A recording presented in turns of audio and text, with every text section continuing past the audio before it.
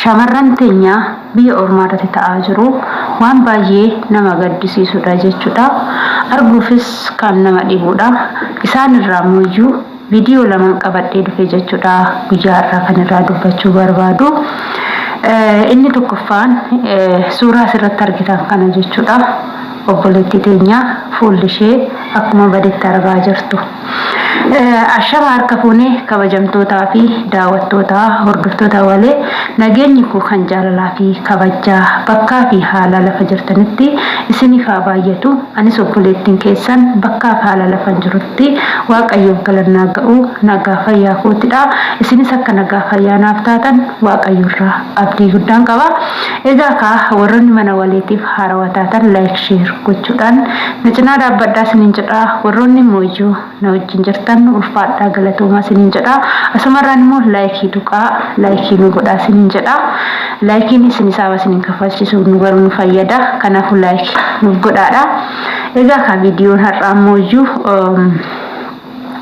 yeroo ammaa kana keessattuu shamarran biyyarraa haarootti dhufaa jiranii dhugaa dubbachuudhaaf miidhama garaagaraatiin warroota saaxilamaa jiran malee warroota hojii isaaniittis milkaa'anii miti.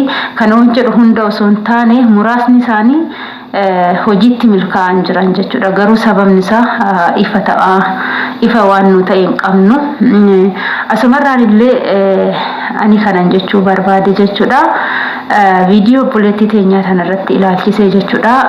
Fuulli ishee kan badee uumama yookaan immoo duraan ishee akkana osoo hin taane mana madaamii keessatti madaamitu akkanatti zayitii daffaatti naqee akkanatti guggubeedha jechuudha.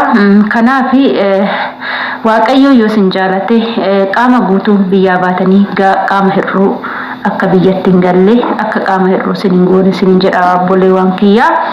Dhugaa baay'ee ulfaata. Maaliif jennaan yeroo nuti biyyaa baanu mana yaalaa dhaqnee marammaramnee dhukkuba 18 irraa bilisa gaafa taanedha. Biyya Arabaa kan dhufnu gaafa kanarraa bilisa taane biyya ormaa kana dhufna jechuudha. Ergaas geenye immoo garuu baay'een isaanii dhukkubaan qabamu. Sababni isaan dhukkubaan qaban garuu baay'ee ulfaata jechuudha. Egaa kaasumarraan immoo obboleettii teenya tana rabbiin fuula kee duraanitti si haa deebisu. Dhugaa sagalee ta'aaf hundi keessan wanta akkanaa kana kan nama barbaachisu jira sagalee ta'uuni. Maaliif jennaan numatu sagalee waliif ta'uu qabna malee namni yookaan ormi dhufee sagalee nu ta'u hin jiru. Numti jabaannee sagalee walii taanee wantoota akkanarraa akka of baraarru gochuu qabna isiniin jedha. Isarrattaan suudhaaf viidiyoon inni lammaffaan immoo viidiyoo isa kanaadha jechuudha. Inni kunillee immoo obboleewwan keenya haarawaa biyyarraa dhufaa jiranidha. Maashaallah jedha. Inni barsiisu akkamitti akka xaraganitti agarsiisu akkasumallee immoo akkatti walowwalanitti agarsiisu yuunifoormii itti kaanii hiriira galchanii jechuudha. Kuni istaayilii haarawaa Itoophiyaa keessatti baay'eedha malee duraan biyya Arabaa akkanattis akka abbaduu kana hundas hin qabdu. Yeroo duraa sani baay'ee biyya Arabaa gaariin jechuudha. Egaa amma ani bakka kanarratti jechuudha gaafii guddaa kanatti ta'e tokkoffaa viidiyoo kanarratti wani hubadhe ijoolleen teenya hedduun maraatuudhaan sammuun isaanii tuqamee gaafa alatti baafamanii gataman gaafa mindaan isaanii dhoowwataman namni isaanii dubbatu hin jiru jechuudha. Gatamanii maraatte jedhamu ejensiidhaanii madaamiin ofirraa baastee gatte jedhamu kanumarraan viidiyoon ijoollee baay'ee kan cufamaa jiru jechuudha. Egaa kaan immoo wanti nama viidiyoo kanneen wal qabsiisee irratti dubbachuu dhufe har'a gaafa mana madaamii galchuu barbaadani jechuudha. Amma kana ijoollee ejensii yookaan immoo dallaala Itoophiyaatiin jechaadha. Viidiyoo kana sheer naa godhaa dallaala Itoophiyaa biraan naa gahaa jechuudha. Tokkoffaa irratti har'a gaafa biyyaa baastan aga mana madaamii seentutti akkanatti jala deemtanii meeshaatti kennitanii akka isaan walawwalan akka isaan xaragan hojii akkamitti akka beekan itti agarsiisaa jirtu jechuudha. Maarree itti agarsiisaa jirtu hojii madaamii akkatti hojjechuu qaban itti agarsiisaa jirtu maaragaa. Okay, itti agarsiisuun kechaan badooman qabu galatoomaa isiniin jedha. Anamma asirratti gaafiin koo akkuma har'a viidiyoo waraabaa hiriira galchitanii hojii kanatti agarsiistanii meeshaa kana tarree galchitanitti agarsiistanii hojii gaarii isaan barsiistanii biyya ormaa ergaa jirtu jechuudha. Baay'ee ijoolleen Itoophiyaawii baay'ee goobazidha jechuudha. Baay'een isaanii garuu ani arabdoonnu jechuudha nu jechuudha kan irraa barbaadani. Sababbiin isaa humna keenya duubatti hin qusannu, nyaata fiffiinnu, wantoota garagaraati iddoon kenninu yeroo baay'ee hojiidha jechuudha. Ijoolleen Habashaa kan beekamtu Itoophiyaawiin jechuudha. Hojii keenya irratti qofa fiimes taana. Kanaaf isaanuu ijoollee teenya filatu. Dhugumatti ijoolleen teenya gara dalagaatiin dalagaa hin danda'an hin jedhamu. Baay'ee hojjenna jechuudha. Erga akkana gootanii jechuudha. Rakkoon gaafa irra ga'e, gaafa mindaan dhooggatame, gaafa dhukkubsatte, na dhukkubaa jiraa, madaamin na miitee na dhaqqabaa gaafa jedhanii maaliif hin dhaqqabne? Gaafii tokkoffaadha. Gaafa mindaan nu kennamuu didee, mindaan dhooggatte madaamin teenyaa jedhanii gaafa ijoolleen gadi baatee boochuu maaliif mindaa isaaniitiif hin dubbanne? Gaafii lammataati. Maaliif jennaan isini biyya ormaatti ergitanii maallaqaan jijjiirtanii gurgurtanii ijoollee teechan miidhuu barbaaddu moo ofii keechaniifis fayyadamtanii ijoolleen tuni obboleewwan keessanii warroonni ejeensillee jechuudha. Warra ejeensillee yoo taatan obboleewwan qabdu, ijoollee qabdu, dhala qabdu, maatii qabdu, haadha irraa dhalattan qabdu. Shamara jechuun bakka haadha irraa dhalattanii san sinii buutii. Kanaaf gaafa dhufanii as ga'anii sammuun isaanii tuqamee arabdoonni harkaa fi luka hiitee karra hitti cuftee nyaata dhooggatanii gaafa makaraa argan kana maaliif hin dubbanneef? Warroonni ejensii maaliif mirgaaf dirqama ijoollee teenyaa hin eessifneef? Yoo rakkoon ijoollee teenya qabaatte maaf addan baasne? Yoo rakkoon gara madaamitiin kan dhufu ta'e maaf akka addan baasne?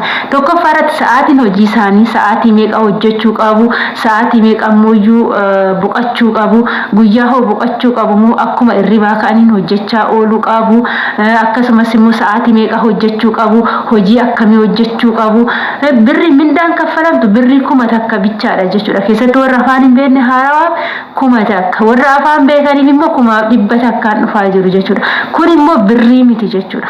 Hojiin isaanii unkaan 1000 takkaamti 200-3 iyyuu namatti hanqatan jedhaan akka mataa kootti jechuudha.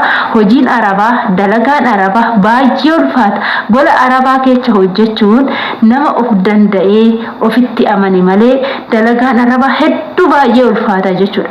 Gaafa sanii akkuma har'aa waan hundumaayyuu itti agarsiistanii biyyaa baastan kan gaheen hojii ishee maalidha?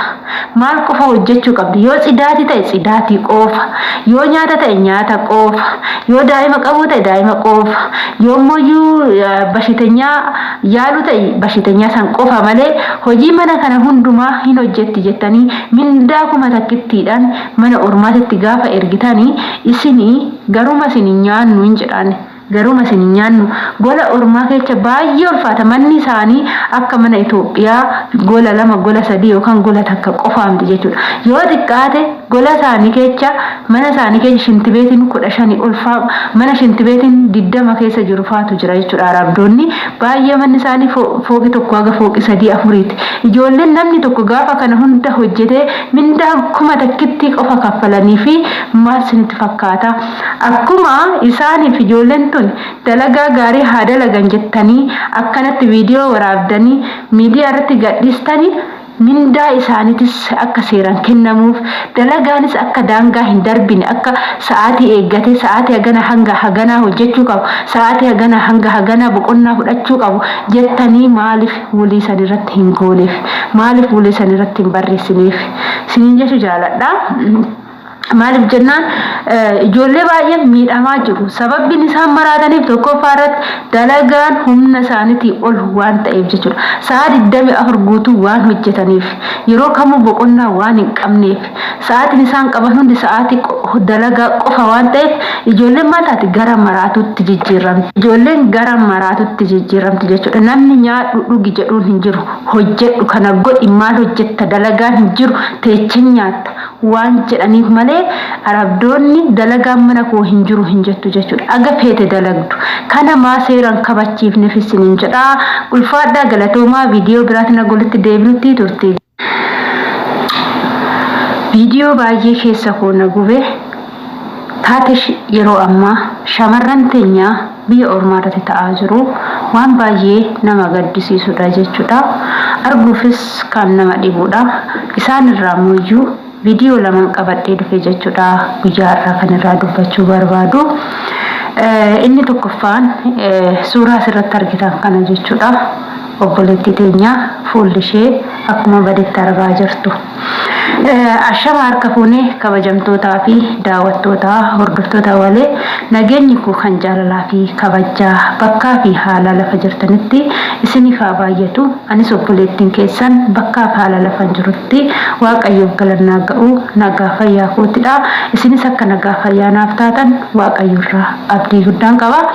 Egaa warroonni mana waleetiif haarawaa taatan like share